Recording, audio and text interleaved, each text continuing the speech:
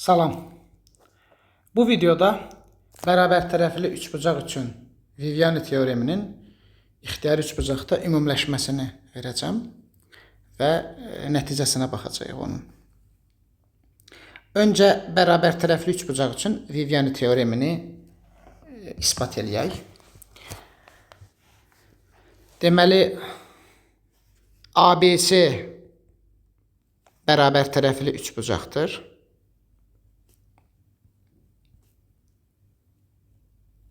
ABC bərabər tərəfli üçbucaq və bu üçbucağın içərisindən ixtiyari bir nöqtə götürmüşük. Vivianinin şərəfinə V deyək ona. V üçbucaq ABC-ni də götürmüş ixtiyari bir nöqtə olsun. Teorem deyir ki, həmin V nöqtəsindən üçbucağın tərəflərinə qədər olan məsafələrin cəmi, həmin məsafələrə x, y, z demişəm. Həmin məsafələrin cəmi bərabərdir bərabər tərəfli üçbucağın hündürlüyü. Təbii ki, üçbucaq bərabər tərəfli olduğuna görə hansı təpədən çəkilməsinin önəmi yoxdur. Bərabər tərəfli üçbucağın hündürlüyünə h deyək. Təbii ki, o həm mediandır, həm tənböləndir, həm də hündürlükdür. Burada h hündürlükdür.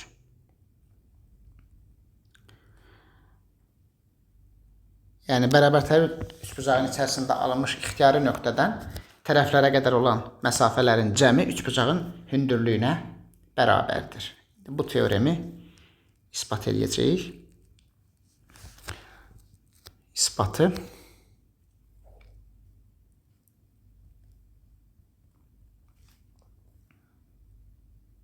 Yəni, nəticə olaraq çıxır ki, üçbucağın içərisində alınmış ixtiyari bir nöqtədən tərəflərə qədər olan, bərabər tərəfli üçbucağın içərisində alınmış ixtiyari bir nöqtədən tərəflərə qədər olan məsafələrin cəmi sabitdir. O çıxır. Yəni, nöqtəni harada götürməyimizdən asılı deyil.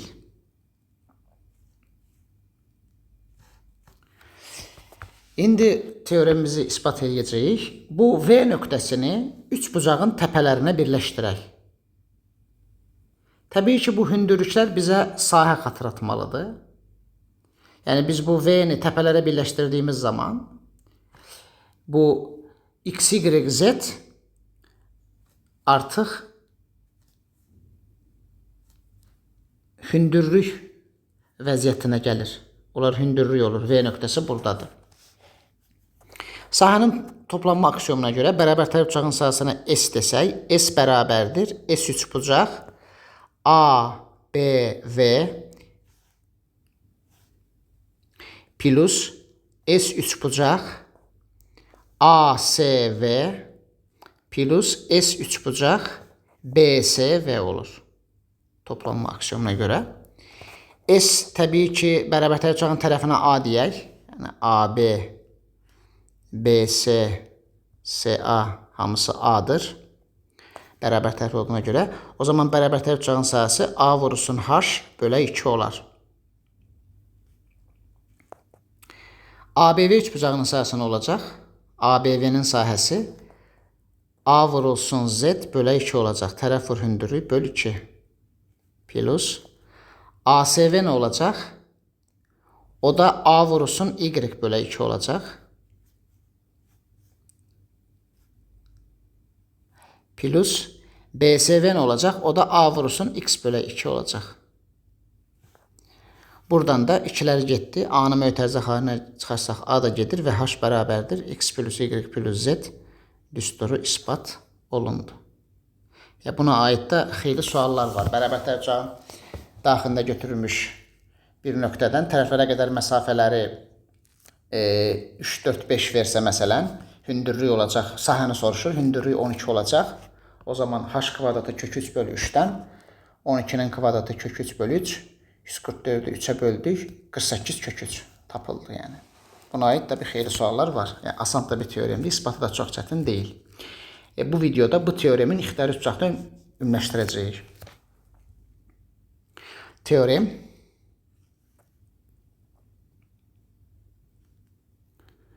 teoremimiz belədir.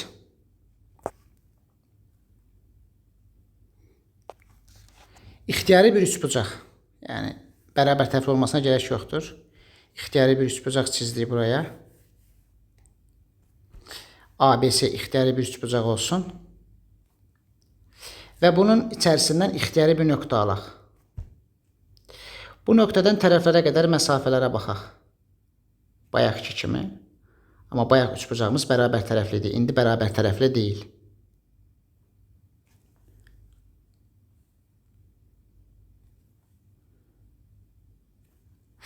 A-ya qədər məsafə x olsun, B-yə qədər məsafə y olsun, C-yə qədər məsafə də z olsun. Bu nöqtəyə də P nöqtəsi deyək. Burası D, burası Y, burası F olsun.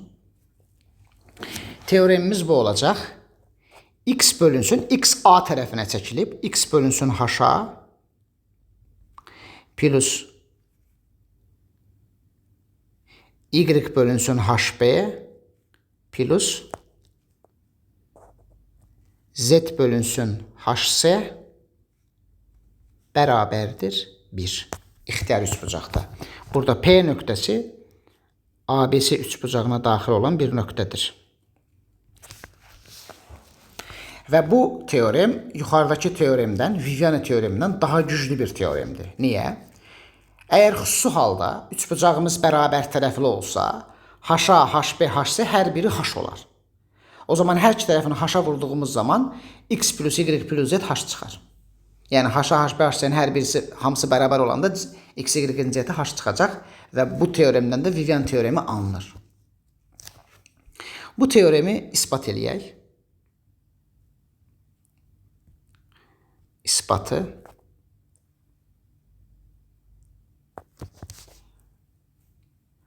deməli bu şəkili aşağıya kopyalayaq.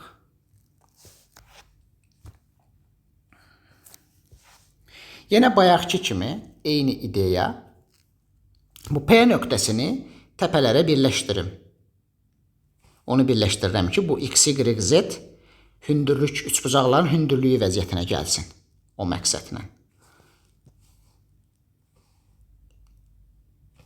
Və bu P nöqtəsidir. İndi yenə bayaqki kimi üçbucağın sahəsinə S deyim. ABC üçbucağının sahəsi S-dirsə, S bərabərdir. S üçbucaq ABV ABP P demişəm. S üçbucaq ASP plus S üçbucaq olacaq BSP olur. Üçbucağın bu tərəfinə A deyək. BS tərəfi A olsun. A-nın qarşısı A. B-nin qarşısı B olsun. C-nin də qarşısı C olsun. İndi bu ən son yazdığım bərabərliyin hər iki tərəfini S-ə böləcəm. O zaman nə əldə edirəm? S üçbucaq ABP böl S plus S üçbucaq ASP böl S plus S üçbucaq BSP böl S. Bu nisbət. Bu nisbət deməli bərabərdir 1 olacaq. Yəni yuxarıdakı bərabərliyin hər iki tərəfini S-ə böldük. İndi baxaq görək. S üçbucaq ABP-ni S-ə böldüyümüz zaman nə əldə edirik? Bunu S-ə böldüyümüz zaman ABP-nin sahəsi nədir? ABP-nin sahəsi nədir? 2'də 1 C vurulsun Z. Bəs ABC-nin sahəsini nə yaza bilərik? 2'də 1 C vurulsun HC yaza bilərik. Buradan da Z bölünsün HC alınacaq. O nisbət. Analoji digər nisbətlər S üçbucaq ASP bölünsün S. Bu nisbət alınacaq. ASP B böl Y böl HB alınacaq. S üçbucaq BSP bölünsün S nisbəti də analoji. O da X bölünsün H-a alınacaq. X bölək H-a. Bunları ən son yazdığımız bərabərlikdə nəzərə alsaq, X bölək H-a plus y bölək hb plus z bölək hc bərabərdir 1 olduğunu alarıq. Teoremimiz ispat olundu. Demək olar ki, eyni mühakimələrlə. Sahə istifadə edir təbii ki. İndi başqa bir fakt buradan daha çıxır. Teorem. Bildiyiniz bir teoremdir bu. Bilməyənlər də öyrənsin. İstənilən bir üçbucaqda, yəni üçbucaq yazdımsa, ixtiyari üçbucaqdan söhbət gedir. Üçbucaqda 1 böl h-a plus 1 böl hb plus 1 böl hc bərabərdir 1 böl r. Düsturu doğrudur. Düsturu doğrudur. Bu teoremi ispat eləyək. Yəni bir sözdən hündürlüklərin tərs qiymətlərinin cəmi daxilə çəkilən çevrənin tərs qiymətini verir. İsbatı. 2 isbat verəcəm. Birinci isbat. Birinci isbatımız. Fikir verin. Bu P nöqtəsini biz ixtiyari bir yerdə seçə bilirik. Yəni burada P nöqtəsi, istərsəniz burada ixtiyari P yazım. Harda seçərik, bu x böl h-a üstəgəl y böl hb plus z böl hc bərabərdir 1 bərabərliyi doğrudur. Ən son yazdığımız teoremdə P-ni daxilə çəkilən çevrənin mərkəzində seçək, I-da seçək. P, I olsun. O zaman nə baş verər? Əgər bir üçbucağın daxilinə çevrə çəkilibsə,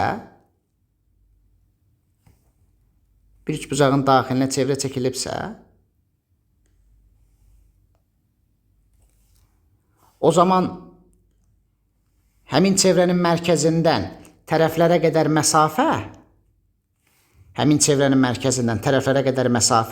daxilə çəkilən çevrənin radiusunu verir. Yəni mən I-da seçmişəmsə P-ni, bu məsafə də bilirsiniz ki, kiçik r-dir. B tərəfinə qədər məsafə də kiçik r-dir. Bura qədər məsafə də kiçik r-dir. Bu məlum məsələdir. O zaman yazdığımız teoremə görə x, y, z üçü də r oldu. Yəni x də, y də, z də r-yə bərabər oldu. O zaman yazdığımız teoremə görə r bölünsün h-a plus r bölünsün hb üstəgələk r bölünsün hc bərabərdir 1. Hər tərəfini r-yə bölsək 1 böl h-a plus 1 böl hb plus 1 böl hc bərabərdir 1 bölək r əldə etmiş olarıq. Əslində bu çox sadə bir düsturdur. Yəni başqa cür də ispat eləyə bilərsiniz. Belə bir isbat da verim sizə.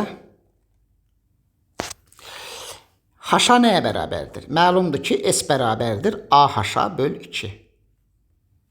Buradan H-anı tapsaz, əgər 2S bölək A alacaqsınız və 1 böl H-anı tapsanız, A bölək 2S alacaqsınız. Deməli, 1 bölək H-a bərabərdir A bölünsün 2S. Analoji 1 bölək hb bərabərdir b bölək 2s. 1 bölək hc bərabərdir c bölək 2s. Bunları tərəf-tərəfə toplasaq, toplayaq. 1 böl h-a plus 1 böl hb plus 1 böl hc nə olar? Olacaq 2s-də a plus b plus c olacaq. Bilirik ki, a plus b plus c 2p'dir. Balaca p'ni həmişə yarım perimetr yazıram 2s. Bu da olacaq p böl s. Və s'in də pr olduğunu bilirik. P'lər getdi 1 bölək r. Yəni əslində düsturlarından da alınır. 2 üsulla ispat etdik. Yəni Viviani teoreminin ümumiləşməsindən də çıxar, düsturlarından da çıxar. Yəni hündürlüklərin tərs qiymətlərinin cəmi 1 böl r-yə bərabərdir. Yəni daxilə çəkilən çevrənin tərs qiymətinə bərabərdir. Növbəti videoda görüşərik. Sağ olun.